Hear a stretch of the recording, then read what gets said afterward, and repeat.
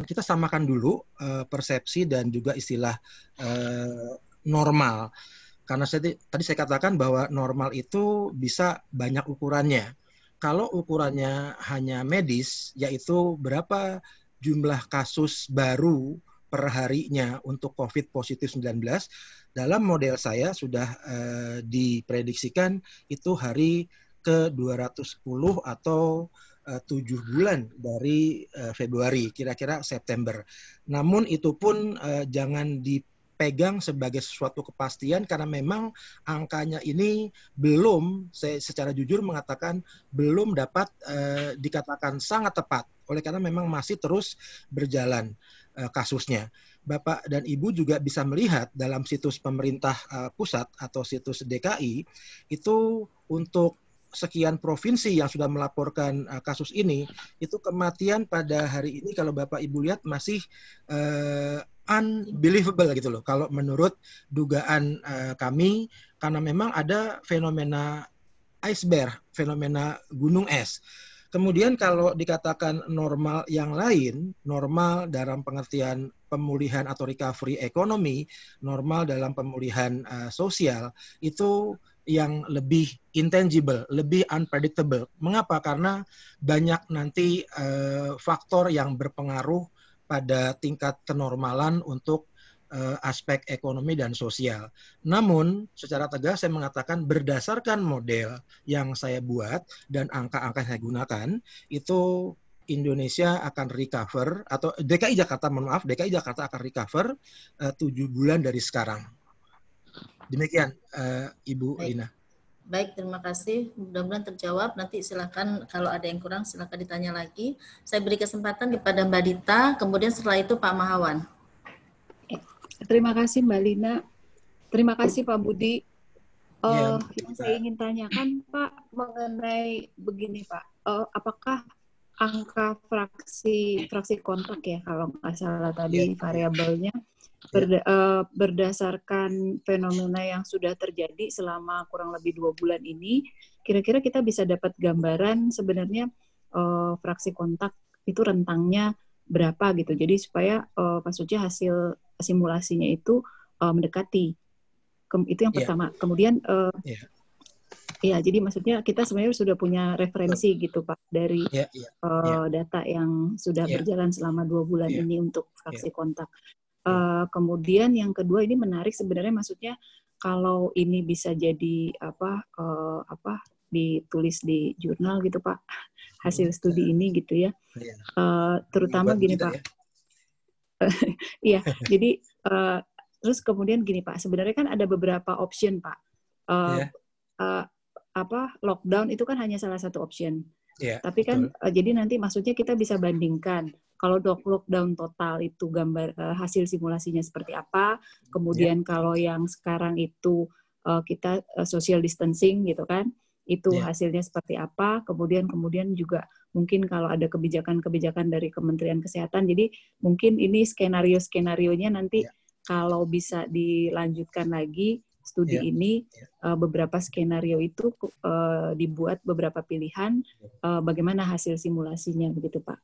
Terima kasih. Baik, Bu Lina, saya jawab ya. Terima kasih Bu Dita. Saya untuk menjawab pertanyaan pertama, saya akan share lagi model yang saya buat tadi, Bu. Jadi kalau kita mengikuti causal loop diagramnya, jadi ini Ibu Dita menanyakan sebetulnya fraksi kontak normal itu berapa dan angka infeksi per kontak itu juga mungkin berapa. Tapi Bu Dita fokus ke sini, fraksi kontak normal. Berdasarkan data DKI, ini masalah teknis model Bu. Kalau kita hitung data DKI itu angkanya kan lompat-lompat setiap perubahan perharinya. Bahkan ada data yang bisa saya sampaikan di Jakarta, corona.jakarta.go.id itu ada yang minus justru. Nah, dalam teknis permodelan kita bisa menghitung itu sebagai angka atau persentase kenaikan jumlah, tetapi berbasis pada data awal, yaitu initial berapa OPD dan berapa PDP yang ada. Kalau itu yang dimasukkan, maka dia akan kecil, Bu, akan kecil. Tetapi kalau kita menghitung dari total populasi DKI, yang kita anggap ini adalah orang-orang yang terpajan, kemudian menjadi rentan, itu jumlahnya jutaan, Bu. Sehingga perlu ada adjustment lagi, angka-angka yang dihasilkan dari data yang disampaikan setiap hari di situs resmi ini ke jumlah total populasi Jakarta yang kurang lebih 7 sampai 8 juta, atau itu yang kita anggap rentan yang secara optimis lah. Padahal kan 10 jutaan Jakarta. Jadi itu jawaban pertama saya. Kalau kita misalnya sudah mendekati fase akhir dari pandemi ini, mudah-mudahan sih untuk pembelajaran kita mendapatkan angka. Karena sekarang ini angka yang diberikan basis adalah angka pandemi dari kasus lain yang penyebabnya juga satu kelompok dengan virus corona. Yang kedua, skenario. Skenarionya saya kira setuju Bu Dita, bisa kita buatkan beberapa skenario ke depan untuk dapat lebih memperkaya model ini. Namun perlu juga diingat bahwa skenario itu adalah sesuatu yang kita buat berdasarkan juga asumsi. Jadi mohon berhati-hati membuat beberapa skenario yang menggabungkan beberapa aspek yang mungkin muncul akibat adanya wabah COVID-19. Dan saya kira kalau kita bisa duduk bareng beberapa ahli di bidang ekonomi makro, ekonomi mikro, dan sebagainya itu mudah-mudahan bisa menggambarkan tren perilaku bagaimana sebetulnya dampak yang ditimbulkan akibat ini pada aspek-aspek yang Ibu tanyakan tadi. Demikian Bu, saya kira. Terima kasih. Ya, terima kasih Pak Mahawan. Kami persilakan Pak untuk menyampaikan masukan. Oke, terima kasih Mbak Lina.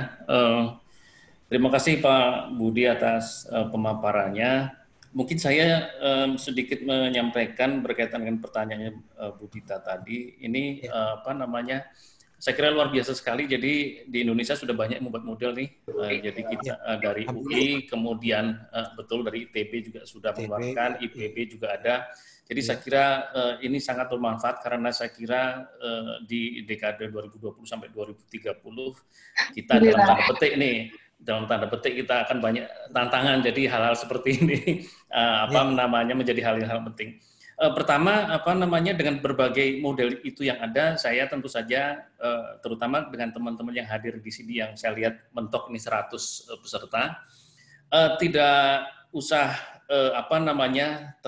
tiba-tiba langsung khawatir melihat angka yang di 100.000 itu.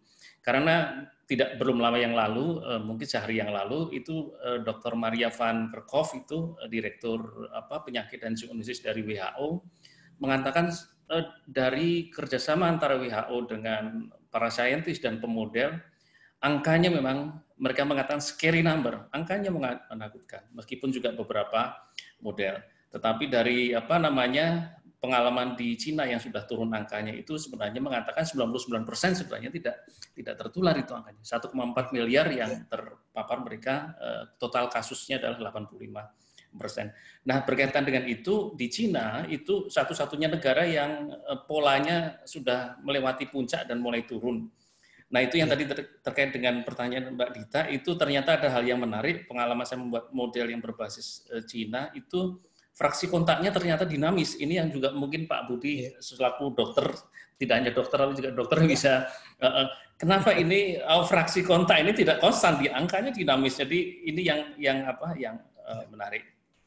Sehingga dari perilaku Cina itu dan juga ternyata ada indikasi, pengalaman saya membuat untuk model Indonesia berbasis perilaku di Cina itu ternyata ada fraksi lain yang membuat tingkat penyebarannya, tingkat kontaknya itu berbeda negara Cina dan Indonesia. Ada indikasi, tentu saja dengan data yang sampai tanggal 24 itu. Jadi ini Pak Budi selaku dokter sangat mengetahui perilaku virus ini, tentu saja akan sangat membantu apabila kita dari modelnya Pak Budi yang detail itu, saya kira bisa dibuat untuk model Indonesia yang lebih detail karena yang saya buat relatif umum. Nah, kemudian dua hal lain yang satu hal lagi yang ingin saya sampaikan adalah banyak hal mengenai skenario yang saya kira dari beberapa model yang dibangun baik ITB, IPB menunjukkan kalau social distancing itu cukup powerful untuk mengurangi pandemi ini. Kemudian yang berikutnya ini juga catatan yang secara umum dari beberapa model yang ada, perlu solidaritas kita semuanya untuk mengatasi ini. Jadi tidak perlu saling menyalahkan pemerintah, dan itu justru sebaliknya. Dari model ini kelihatan sekali bahwa social distancing itu harus kerjasama semua pihak itu. Pengalaman dari video yang dari Italia itu wali kota marah-marah aja isinya semua wali kota. Jadi itu luar biasa. Saya kira itu Pak Budi. Terima kasih banyak. Baik, Bu Dina, saya jawab Bu Dina ya. Ya, terima kasih. Ada menanggapi Pak Mahawan? Ya. Pak Mahawan, terima kasih banyak. Baik. Saya sudah juga membaca dan melihat model yang Bapak buat. Alhamdulillah nih memang dengan kejadian ini modeling dengan sistem stinking dan sistem ini cukup jadi muncul gitu ya, alhamdulillah nih. Nah, saya menjawab pertama begini. Betul sekali Pak Mahawan bahwa fraksi itu dinamis, betul. Namun kan di dalam keterbatasan modelers itu sesuatu yang dinamis itu uncontrollable, artinya tidak bisa kita buat untuk waktu yang sangat panjang. Tapi saya setuju bahwa fraksi kontak itu memang tidak konstan. Jadi seperti juga misalnya analoginya bunga bank yang setiap hari berubah. Namun untuk memudahkan dalam konsep modeling yang model itu kan sebetulnya tiruan ya. Jadi kita sepakati bahwa itu kita gunakan satu angka yang paling mendekati berdasarkan angka-angka yang memang dinamis setiap harinya berubah. Kemudian yang kedua, masalah social distancing. Saya punya komentar yang singkat saja karena memang ini yang menarik justru. Dalam model ini secara kasar dikatakan bahwa kalau diambil kebijakan totally lockdown, artinya social distancing-nya itu menjadi mengemuka, termasuk juga physical distancing, itu tentunya juga mengundang dampak lain gitu loh. Nah, ini yang menarik justru. Saya membayangkan diskusi ke depan ini justru kita akan sudah sepakat mencapai satu kesepakatan untuk masalah medisnya. Bahwa ini akan begini. Nah, yang kita akan menarik itu adalah justru dampak sosial dan dampak ekonominya. Yang tadi di awal saya katakan tidak mudah untuk recovery-nya. Nah, kemudian juga tentu saja menyangkut yang ketiga tadi Pak Mahawan sampaikan, solidaritas itu penting. Karena di masa sekarang ini sudah tidak saatnya lah kita menghujat sana-sini, tapi bagaimana kita saling bahu-membahu untuk sama-sama menyadari bahwa hidup kita sekarang ini bukan hanya kita sendiri, tapi kita bertanggung jawab pada kehidupan orang lain. Nah, ini yang perlu. Pak Mahawan dan juga Bapak Ibu yang mengikuti webinar ini, pemerintah DKI sudah memberikan himbauan. Namun apa yang terjadi ini menyangkut sosiokultur masyarakat kita. Jadi tidak mudah seperti di negara Cina di mana Wuhan itu dinyatakan nggak boleh keluar, betul-betul ditaati semua. Nah, kita ini agak susah. Nah, itu yang menarik justru. Bagaimana model ini bisa menggambarkan if kita lakukan partial lockdown, apa dampak sosialnya dan apa yang terjadi. If kita lakukan totally lockdown, apa yang terjadi. Ini justru diskursus yang akan mengemuka ke depan, Pak Mahawan. Namun demikian, saya kira masukan Pak Mahawan sangat berharga buat perkembangan model dan kesempurnaan model ini. Terima kasih Pak Mahawan. Sama-sama Pak Budi. Ya, baik Pak Budi, di dalam chat di sini juga ada beberapa yang sudah menanyakan. Mohon izin Bapak Ibu yang sudah memberikan chatting, saya coba bacakan secara singkat ya. Jadi di sini ada pertanyaan dari Pak Putu. Ini intinya adalah mengapa fasilitas kesehatan, daya tampung rumah sakit tidak dimasukkan dalam loop, karena menurut Pak Putu, perawatan dan isolasi di rumah sakit sangat berpengaruh terhadap penyebaran COVID. Ini satu. Kemudian yang kedua dari Ibu Ami, terjadinya intervensi lockdown dan partially lockdown. Tadi ada intervensi lockdown dan partially lockdown. Menurut Bapak, apakah faktor cuaca yang memasuki musim panas bulan April sampai September dapat mempengaruhi jumlah orang rentan? Nah, kemudian pertanyaan lagi dari Ibu Kania, bagaimana cara mengukur social cost dari pandemi ini? Barangkali 3 pertanyaan itu saya bacakan dulu Pak Budi. Nah, nanti setelah ini saya mengundang Pak Triarko untuk barangkali secara langsung menyampaikan pertanyaannya karena panjang. Silakan Pak Budi dari 3 tadi. Baik, Bu Lina, Pak Putu, Bu Ani, dan Bu Kania, terima kasih atas pertanyaannya. Yang pertama, Pak Putu, saya setuju sekali bahwa untuk mengeksplisitkan lebih detail dalam model pandemi ini, alat kesehatan dan juga perawatan, termasuk juga upaya-upaya yang dilakukan pada beberapa itu memang penting, menjadi satu hal penting. Namun saya tadi mengatakan bahwa hal itu tidak saya masukkan dalam model karena memang keterbatasan yang ada, dan saya tidak mau model awal ini sudah sangat rinci, karena justru dengan diskusi seperti ini saya mendapatkan banyak masukan yang dalam pemilahannya nanti apakah datanya ada atau datanya tersedia atau datanya perlu kita nanti buat dalam bentuk misalnya data-data asumsi. Mengingat model itu sangat bergantung pada data, Pak. Jadi mudah-mudahan Pak Putu, masalah alkes dan juga fasilitas kesehatan dan perawatan untuk pasien COVID-19 positif ini dapat saya peroleh dan kita akan masukkan. Memang dalam pengembangan ke depan itu ini akan menjadi satu perhatian model yang dikembangkan.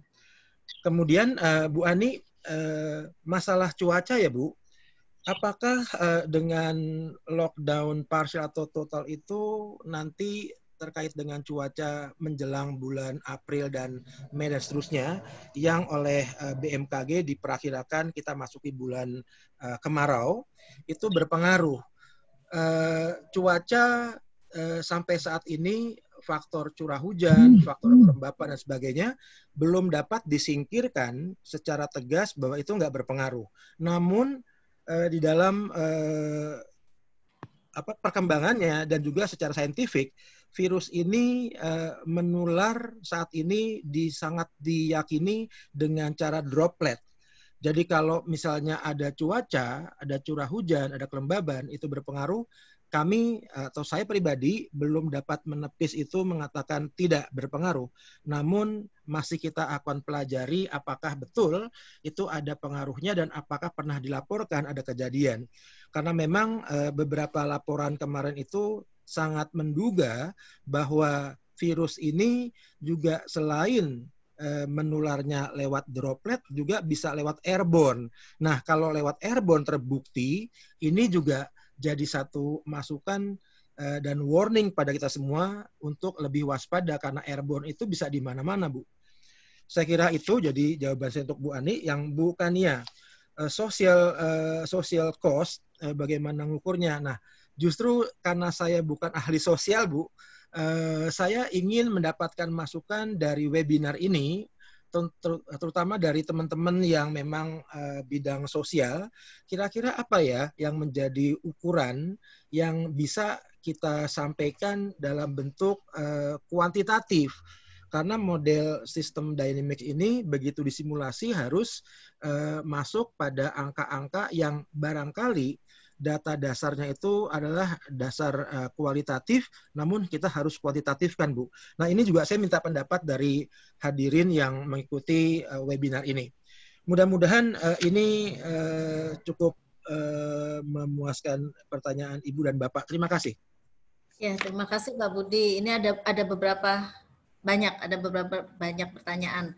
Saya mengundang Pak Yanuar, kemudian setelah itu Pak Salman, kemudian Bu Rizka untuk menyampaikan pertanyaan dulu sekaligus nanti 3 ya Pak Budi ya, supaya nanti bisa siapa tahu pertanyaan ini bisa dijawab sekaligus.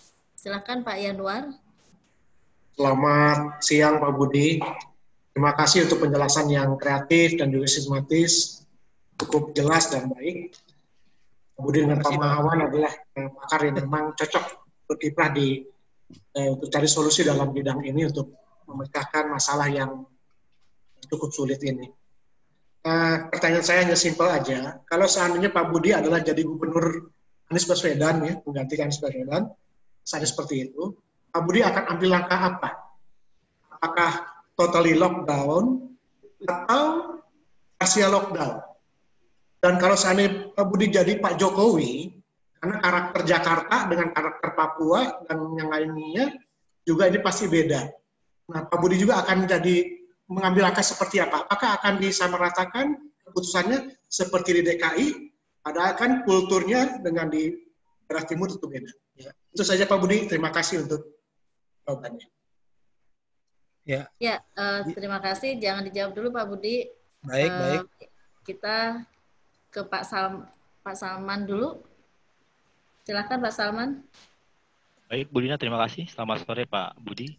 Pertanyaannya kan terkait dengan kebijakan publik, kan delay juga dihitung Pak. Nah, dalam model yang Bapak susun, kalau saya akan misalnya membuat susun yang kurang lebih sama, itu sebaiknya letakkan delay sebelah mana ya Pak? Terima kasih Pak. Oh, baik. Ya.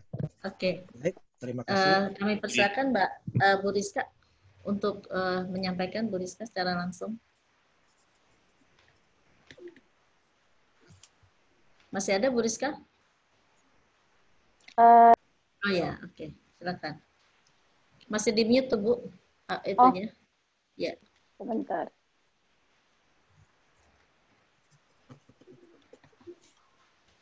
Oke. Assalamualaikum warahmatullahi wabarakatuh. Waalaikumsalam Bu Rizka. Ya. Terima kasih Pak Budi. Salam hormat dari saya, Rizka dari Angkatan 29. Terima kasih untuk pemaparannya. Saya ada pertanyaan mengenai reinfeksi.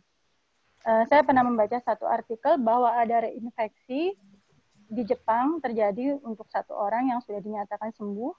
Kemudian menjadi satu wacana juga apakah reinfeksi ini memang bisa menjadi signifikan atau semata-mata bisa dihindari jika memang imunitas seseorang itu cukup baik gitu. Dan pertanyaan saya, apakah ada pertimbangan tertentu sehingga pada pemodelan yang Bapak buat tidak memasukkan reinfeksi menjadi salah satu faktornya? Terima kasih. Ya, terima kasih Rizka. Baik, silakan Pak Budi. Baik, Pak Yanuar, Pak Salman, Pak Salman dan juga Mbak Rizka ya, Nah, Pak Yanuar, ini pertanyaannya mudah, jawabannya susah nih Pak. Nah, begini, jadi kita harus mengambil keputusan cepat, tepat, namun juga mempertimbangkan banyak faktor. Ini yang sebetulnya secara teori kita tuntut dari para pemimpin, apakah dia gubernur atau wali kota atau bahkan presiden. Namun ternyata ngomongnya lebih gampang ketimbang nanti melaksanakannya. Mengingat begini, pertama, faktor yang di luar yang saya kuasai. Kita melihat bahwa sosiokultur di Indonesia itu berbeda dengan negara-negara yang kita bandingkan, termasuk juga negara yang memang serumpun kita di Asia Tenggara. Contohnya Vietnam misalnya. Kemudian yang kedua, persoalan perilaku. Kemudian yang ketiga, persoalan yang mengikuti itu, ekonomi dan sebagainya. Maka pertanyaannya itu akan saya jawab begini, seandainya saya jadi gubernur, maka pada saat awal itu saya akan melihat dulu berapa sebetulnya kekuatan saya jika kekuatan pemerintah daerah jika saya melakukan totally lockdown. Karena dengan totally lockdown berarti kesejahteraan rakyat yang tidak bisa keluar dan kemana-mana harus dijamin oleh pemerintah. Saya menduga pemerintah masih ragu-ragu memutuskan lockdown, padahal hampir semua pemodel di dunia mengatakan lockdown atau meniadakan kegiatan-kegiatan aktivitas sehari-hari sehingga tidak akan meniadakan kontak, itu yang paling bagus. Tetapi apakah cukup untuk mendanai atau mensejahterakan rakyat dalam keadaan lockdown. Itu menjadi pertimbangan. Kalau cuma pertimbangannya life saving, tentu saja lockdown. Tapi begitu nanti lockdown, ternyata meninggalnya bukan karena COVID, tapi meninggalnya karena kekurangan bahan makanan misalnya, atau langkanya bahan makanan, munculnya chaos yang sebetulnya ini di luar bidang medis, Pak Yanuar. Jadi teramat sulit memang buat presiden dan juga wali kota atau gubernur untuk memutuskan, mengingat itu tadi. Jadi kalau saya ditanya Bapak sebagai gubernur atau presiden, apa yang saya putuskan? Pertama-tama tentu saja saya akan bertanya sama yang berwenang untuk menghitung berapa kekuatan kita untuk memutuskan lockdown. Rasanya dengan model yang ada sekarang ini, pemerintah akan menggunakan satu kurun waktu. Seandainya sampai recovery itu waktunya 3 bulan atau 5 bulan atau dari model ini 7 bulan, itu sanggupkah pemerintah untuk mensejahterakan atau paling tidak menjamin tetap berlangsungnya kehidupan rakyatnya dengan situasi lockdown? Itu jawaban saya, Pak. Memang tidak memuaskan, tapi itulah yang bisa saya jawab, Pak. Kemudian Pak Salman, rasanya kalau delay-nya sudah ada, Pak. Jadi sebetulnya saya izin sharing lagi, Bapak dan Ibu, khususnya Pak Salman, sebetulnya ini adalah konsep delay dari orang rentan menjadi orang terinfeksi, kemudian berubah status jadi orang suspek, orang positif COVID, orang sembuh, itu adalah delay. Sehingga kalau Bapak tanya di mana delay-nya, delay-nya ada di sepanjang ini, Pak. Artinya masuk di sini kalau kita lihat SFG-nya, di sini masuk ada masa inkubasi, ini adalah waktu, ada di sini misalnya periode sakit, waktu, ini yang menggambarkan delay-nya, Pak. Jadi sesungguhnya perilaku yang diperlihatkan oleh semua modelers adalah perilaku delay, Pak. Saya setuju dengan Bapak. Kemudian Rizka, ini menarik Rizka, jadi ada memang fenomena reinfeksi. Nah, mengapa dalam model ini tidak masuk? Oleh karena memang datanya sangat minim atau bahkan mungkin tidak ada informasi. Kalau ada laporan itu hanya beberapa kasus yang ada di Jepang dan beberapa tempat saja, namun belum dapat dijadikan satu patokan untuk masuk ke dalam model. Saya kira nanti dalam perkembangannya kita juga akan memasukkan faktor reinfeksi, karena memang ternyata kekebalan atau imunitas dari COVID ini tidak bisa menjamin bahwa orang yang sembuh karena COVID itu tidak akan kena lagi.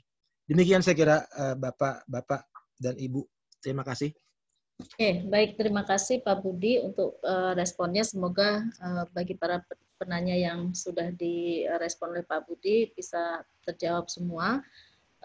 Saya kemudian ini mengundang, ada 2 pertanyaan yang cukup panjang Pak Budi, jadi kami persilakan Pak Triarko dan juga Ibu Aziza untuk menyampaikan langsung ya. Saya undang Pak Triarko dulu. Silakan Pak. Pak Triarko masih ada? Atau mungkin Bu Aziza dulu? Bu Aziza ini dari Jogja ya Bu ya?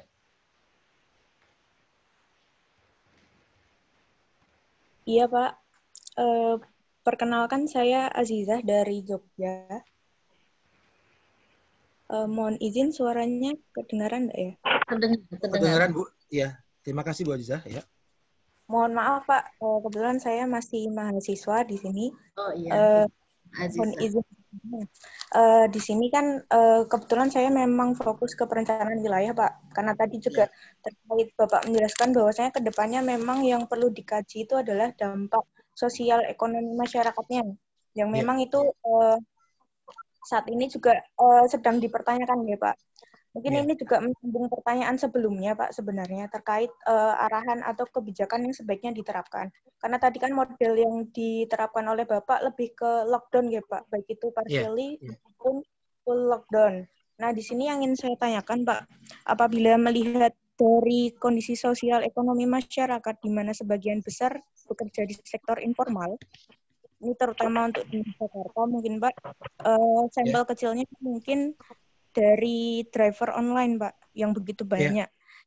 Mendapatkan penghasilan atau mata pencahariannya secara sehari-hari, dan apabila diterapkan pun juga pendapatan asli daerah pun juga bisa jadi tidak dapat mengcover itu, karena tadi jawaban dari Pak Budi sebelumnya hanya sebatas untuk mengukur kekuatan ya Pak. Kalau memang dikatakan pemerintah tidak bisa mengukur, tidak bisa mengcover keperluan masyarakat, sekiranya skema seperti apa yang perlu diterapkan oleh Indonesia untuk menangani pandemik ini, tapi tidak dengan menerapkan lockdown, Pak. Demikian. Terima kasih, Pak. Boleh Pak Budi disampaikan dulu. Langsung dulu ya. Respon terhadap Bu Azizah ya. Ya. Baik, terima kasih Mbak Azizah. Saya senang sekali Mbak punya perspektif dari aspek perencanaan wilayah ya. Betul sekali Mbak yang saya sampaikan tadi bahwa justru lockdown itu nanti boleh jadi malah meningkatkan angka kematian ya Mbak, bukan karena COVID-nya, tapi karena persoalan-persoalan yang Mbak sampaikan tadi. Dan itu belum ditambah lagi dengan masalah chaos-nya Mbak. Jadi kalau Mbak menanyakan, jadi kebijakan apa yang penting? Pertama rakyat itu diedukasi dulu Mbak. Diedukasi sebetulnya virus ini kalau kita baca karakteristiknya, dia adalah virus dengan angka kematian yang tidak terlalu besar seperti misalnya SARS dan sebagainya. Namun satu hal yang paling penting adalah penyebarannya.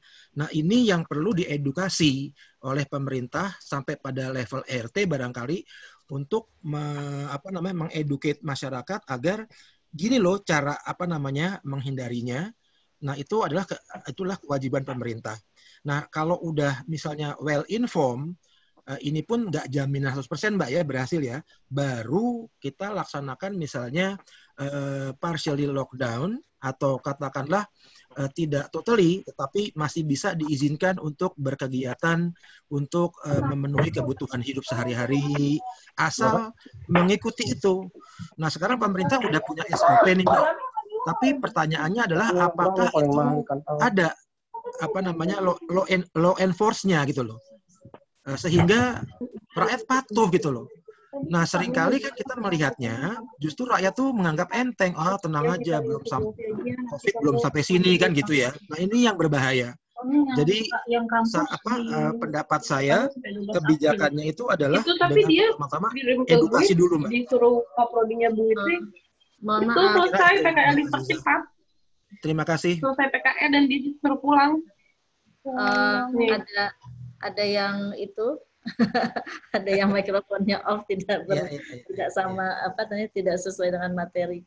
Baik, Pak Budi, ini masih ada 3 penanya. Waktu kita masih cukup Bapak Ibu, silakan kalau nanti setelah itu ingin bertanya lagi yang lain. Ada Pak Haryo, kemudian Ibu Yunita dan Pak Herlambang. Kami persilakan Pak Haryo. Ya, silakan Pak. Lebih dahulu, kemudian Bu Yunita. Selamat sore. Sore Pak. Iya. Selamat sore Pak. Sore Pak. Mau menanyakan Pak, arus mudik dan arus balik, apakah perlu dimasukkan dalam permodelan Pak? Iya. Okay. Pak. Terima kasih. Baik, Bu Yunita.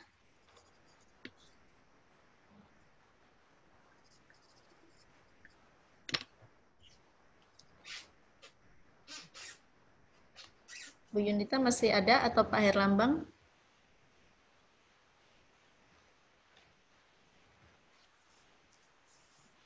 Oke, kalau gitu boleh Pak menanggapi arus mudik ini. Kita lagi mau mudik soalnya.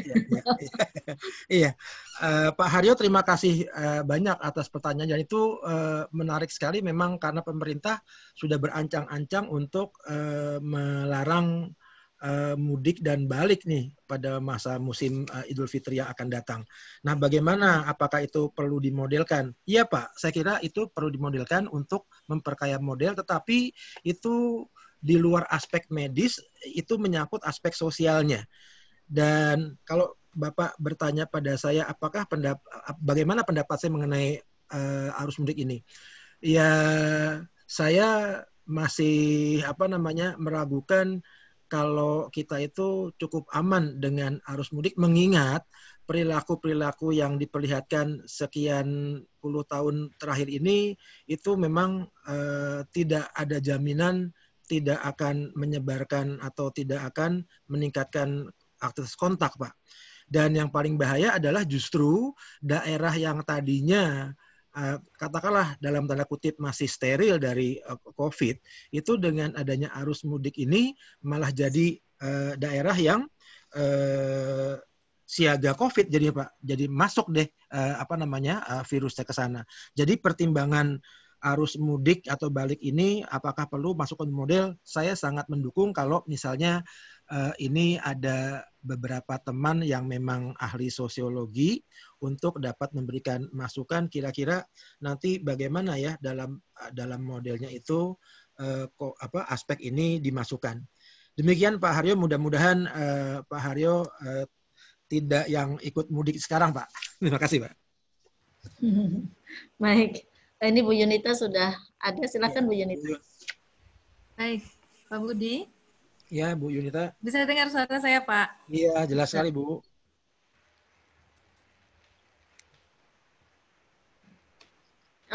Di mute, Bu, ininya. Mikrofonnya termute lagi. Di on, ya.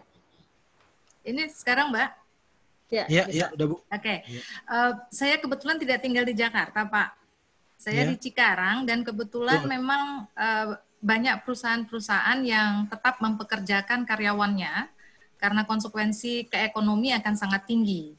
Nah, saya tadi tertarik bahwa Pak Budi mengatakan belum ada ide untuk diukur seperti apa. Nah, yang sekarang terjadi di sekitar tempat takut yang kemudian menimbulkan stres. Nah, kalau sudah bicara stres, mungkin Pak Budi lebih tahu. Iya. Nah, itu yang mungkin saya terpikir model ini. Jadi mungkin semacam usul saja, Pak Budi. Iya. Gimana Bu Dina? Saya jawab langsung. Sebentar, Pak. Kalau ada Pak Herlambang sekalian. Oh, ini Pak Herlambang ya, Pak Herlambang. Oke, baik. Berarti langsung aja Pak dengan Bu Yunita. Ya. Baik, terima kasih banyak Bu Yunita. Jadi Ibu baru saja menyampaikan salah satu ukuran dari ekonomi dan juga terkait dengan sosial ya. Saya berkali-kali mengatakan jangan-jangan dengan kebijakan totally lockdown ini justru angka kematian itu meningkat bukan karena COVID-19-nya Bu gitu ya. Nah, tapi karena hal lain yang di luar COVID-19-nya. Jadi memang tidak mudah buat siapapun yang duduk sebagai pemimpin untuk melaksanakan atau mengambil kebijakan. Namun pada saatnya kita harus mempertimbangkan life saving atau tidak life saving. Kalau misalnya udah begitu parahnya dan tidak ada jalan keluar, memang mau nggak mau harus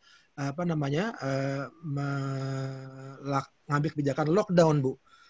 Karena kalau enggak ya kita cuma bisa mengatakan ini kita bunuh diri namanya gitu loh. Namun juga sama Bu, pada saat misalnya kita lockdown untuk sekian panjang lamanya itu tidak ada jaminan bahwa kebutuhan sehari-hari itu terpenuhi, ini juga akan bisa menyebabkan hal lain. Sehingga bagaimana sebetulnya? Nah, saya juga mau menanyakan pada teman-teman yang memang mengetahui data mengenai kesiapan katakanlah logistik pemerintah untuk rakyat kalau seandainya keputusan lockdown itu diambil. Jadi terima kasih Bu Yunita telah memberikan salah satu tolak ukur untuk mengukur social cost dari kebijakan yang akan diambil. Terima kasih Bu Yunita. Oke, baik, terima kasih Pak Budi. Ini ada sebenarnya Pak Salman nih menambahkan lagi Pak. Pak Salman mau menyampaikan langsung Pak di sini.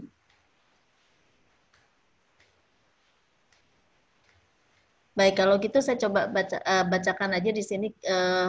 Pak Salman menambahkan disengagement memasukkan level pengurangan partisipasi dari keterbatasan informasi, hasil outreach dan surveillance. Jadi barangkali ini bagaimana ini maksudnya Pak Budi? Jadi mungkin dimasukkan dalam level pengurangan partisipasi ya, dari keterbatasan informasi. Jadi ini mungkin bisa dimasukkan juga. Oh ini Pak Salman silakan kalau untuk menambahkan. Bu ya. Ya hanya catatan saja sih, mungkin bisa mengusulkan di model tadi memasukkan laju disengagement gitu. Saya belum nemu sih istilahnya, tapi maksudnya itu level pengurangan partisipasi dari kan informasi juga terbatas, outreach juga terbatas, surveillance juga mungkin terbatas. Saja. Terima kasih Pak. Oke. Ya, setuju Pak Salman. Jadi mudah-mudahan bisa kita nanti perkaya modelnya dengan apa namanya yang Pak Salman usulkan. Terima kasih Pak Salman. Ya. Oke, ini ada satu lagi dari Pak Jamaludin. Silakan Pak Jamaludin untuk menanyakan atau memberi masukan. Ya, terima kasih Ibu Lina. Assalamualaikum warahmatullahi wabarakatuh. Selamat sore semuanya. Saya Jamaludin dari Maluku Utara, Ternate. Saya coba menyimak terkait apa yang dipaparkan oleh Pak Budi, cukup menarik terkait perkembangan COVID-19 ini. Nah, ada hal-hal penting yang menarik bagi saya. Yang pertama terkait soal lockdown, kemudian terkait misalkan kita memakai case untuk Provinsi Maluku Utara, daerah kepulauan. Yang tentunya sumber misalkan basis ekonominya itu kita tergantung dari misalkan pemasok dari luar, kan begitu. Nah, tentu ini juga dipikirkan model misalkan kalau kebijakan lockdown itu diambil, bagaimana misalkan untuk penanganan di tiap provinsi itu. Kemudian saya juga dari komunitas penyelenggara pemilu, saya tidak ngomong soal politik, tetapi ada di tahun 2020 ini ada pilkada 2020, kan begitu. Nah, itu tahapannya sementara, 3 tahapan sementara untuk ditunda, tetapi bukan seluruh tahapan. Nah, apakah sangat dimungkinkan misalkan penyelenggaraan pilkada ini tentu memakai anggaran di tiap daerah, begitu, pemekaran untuk pembiayaan pilkada. Apakah itu ditunda secara keseluruhan, kemudian dialihkan untuk penanganan COVID-19 itu? Demikian, terima kasih. Assalamualaikum warahmatullahi wabarakatuh. Waalaikumsalam, Pak. Direspon 3 menit atau 2 menit ya, Pak? Baik. Terima kasih, Pak Jamal. Terima kasih sudah jauh-jauh dari Maluku Utara, Pak ya. Ada 2, Pak, yang Bapak sampaikan. Pertama, masalah lockdown, kebijakan lockdown untuk provinsi yang kepulauan bentuknya. Memang saya katakan tadi tidak mudah karena Indonesia ini kan tidak seperti Amerika yang kebanyakan kontinen atau Cina kebanyakan kontinen. Kita ini adalah negara kepulauan yang punya spesifikasi sendiri. Oleh karena itu, kebijakan lockdown ini memang perlu matang-matang dipertimbangkan antara kepentingan medik untuk menyelamatkan nyawa manusia atau kepentingan ekonomi yang pada ujungnya juga menyelamatkan nyawa manusia. Jadi nanti mungkin akan muncul perbedaan manajemen atau penanganan setiap provinsi menghadapi pandemi COVID-19 ini. Dan secara umum memang wilayah Indonesia itu sangat berbeda satu sama lain sehingga tidak mungkin kebijakan itu digebiahuya sama di semuanya, Pak. Oleh karena itu, saya mengatakan tadi betapa pentingnya kepala daerah atau pimpinan itu berpikir untuk memilih kebijakan. Namun, satu penekanan saya adalah manakala nyawa manusia terancam dengan dengan kejadian yang ada dan itu sudah tersepakati nyawa nilainya sangat tinggi ya, Pak.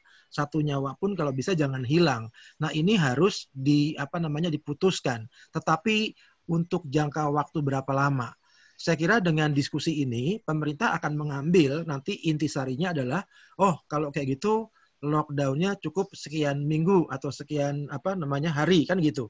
Supaya bisa menurunkan penularan dari COVID-19.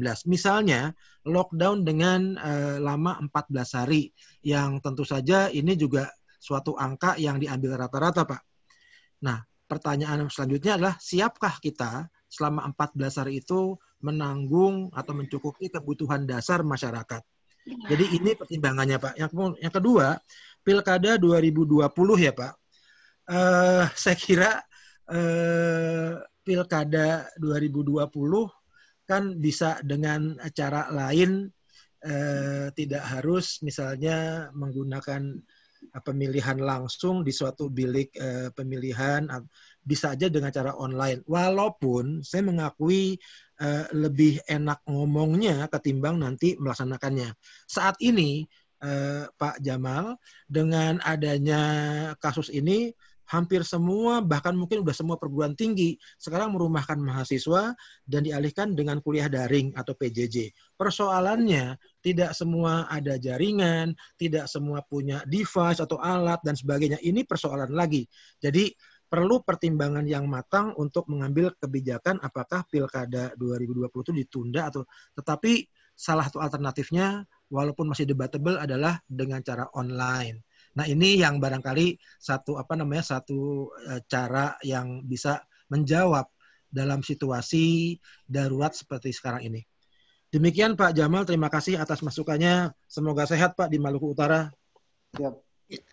Terima kasih Pak Budi. Bapak Ibu sekalian, kita masih ada waktu 8 menit. Nah, jika memungkinkan ini kami ingin coba minta barangkali respon ataupun speech sedikit dari Pak Emil Budianto ya Pak ya, sebagai Direktur SIL di sini. Barangkali Pak Emil berkenan untuk menyampaikan masukan juga Pak di dalam webinar ini. Baik Ibu, terima kasih. Ada suaranya Ibu? Dapat Pak, dengar jelas Pak. Oke. Jadi pertama-tama terima kasih ini kepada penyelenggara yang sudah berusaha untuk menyelenggarakan webinar. Karena memang permasalahan COVID-19 ini kan permasalahan yang banyak ingin diketahui oleh masyarakat. Bukan hanya oleh dokter, tapi oleh masyarakat. Karena semuanya kan masih dalam kebingungan. Sebetulnya COVID-19 ini sampai kapan gitu.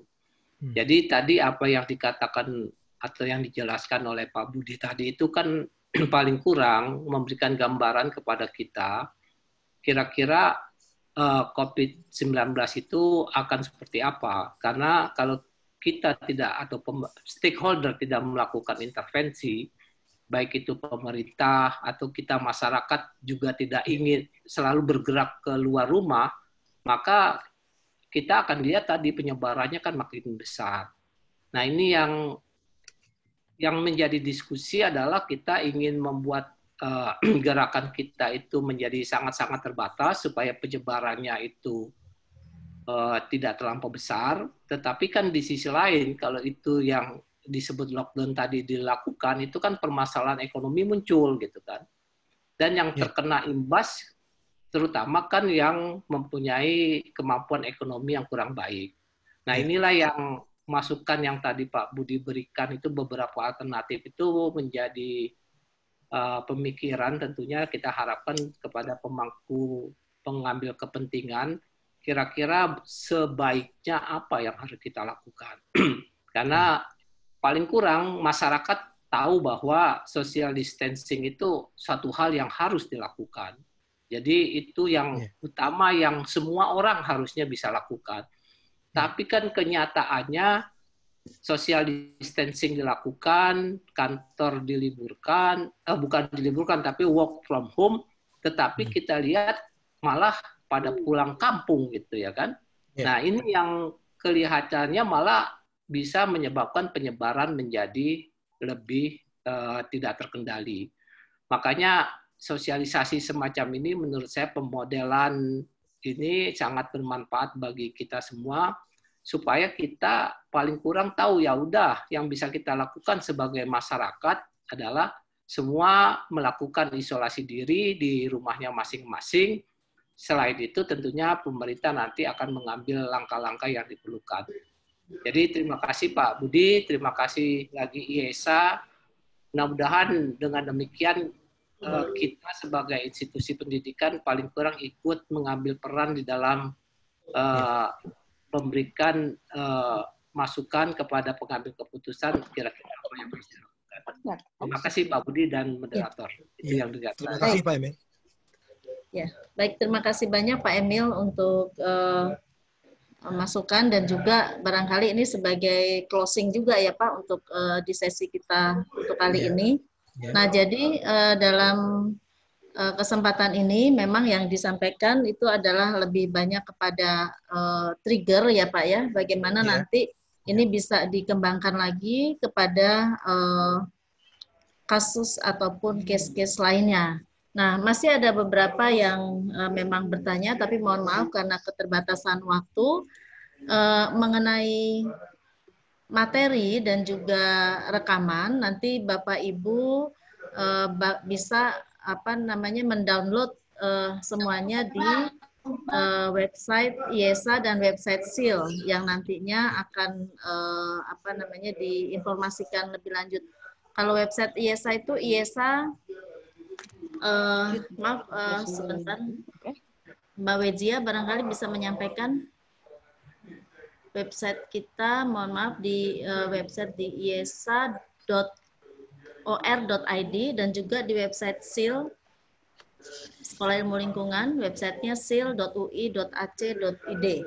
Nah, itu sudah diketikkan oleh Mas Iya ya. Jadi silakan nanti Bapak Ibu bisa mendownload di situ. Dan mungkin Pak Budi sambil kita close, ada close comment Pak Budi satu, kemudian bisa kita close. Ya. Silakan Pak.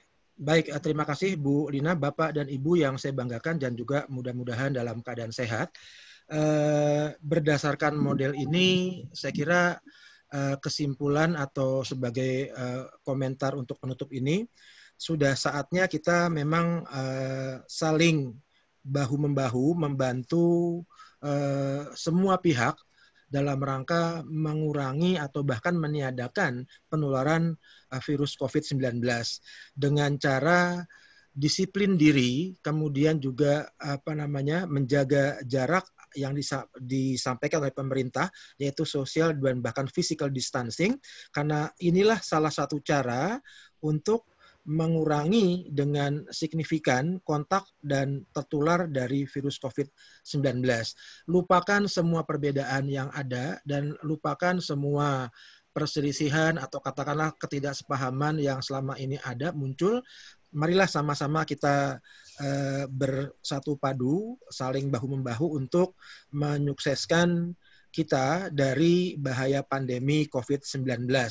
Mudah-mudahan Allah Maha Kuasa memberikan kemudahan dan kesehatan buat kita untuk Bapak Ibu tetap beraktivitas dan tetap semangat dalam menghadapi cobaan Allah yang cukup berat ini.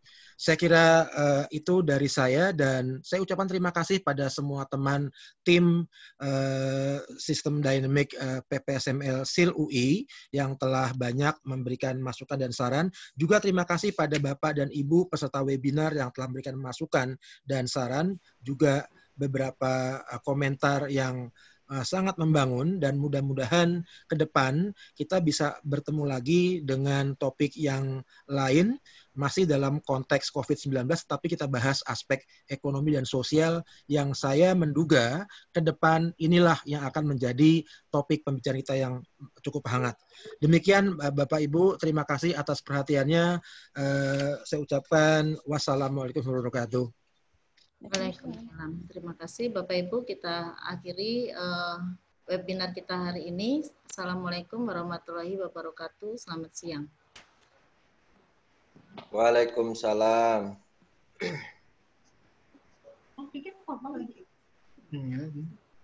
Terima kasih Bu Lina. Sama-sama Pak. Terima kasih Pak Budi.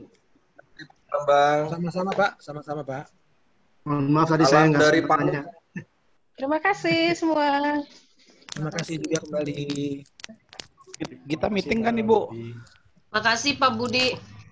Pak Budi, Wezia, Riki, Ihya, sama Mbak Lina, Bu Fira. Ini effort yang bagus banget. Ya, ternyata ya. Good job. Sehat ya. Masih banyak yang ada di waiting list, Bu, yang masih menunggu di itu. Bukan Bu, yang mau masuk. Yang mau masuk, bisa masuk. Oh, mau dibuka dua sesi. Mungkin ada sesi selanjutnya nih Pak Budi. Ya, insya Allah kalau misalnya bisa nanti masukan tadi di pekan depan kali ya Pak. Modelkan ya. Juga saya mengundang pemodel-pemodel dari kita sendiri. Artinya kan berbagai keahlian kita butuhkan ya, termasuk Bu Sari juga. Nanti masukannya apa? Karena tadi dari Jogja tuh ngomong masalah spasial dan penataan wilayah. Iya. Dan juga nanti ada pertanyaan tadi masalah pulang mudik, dan itu kan juga menarik ya. Mudah-mudahan bisa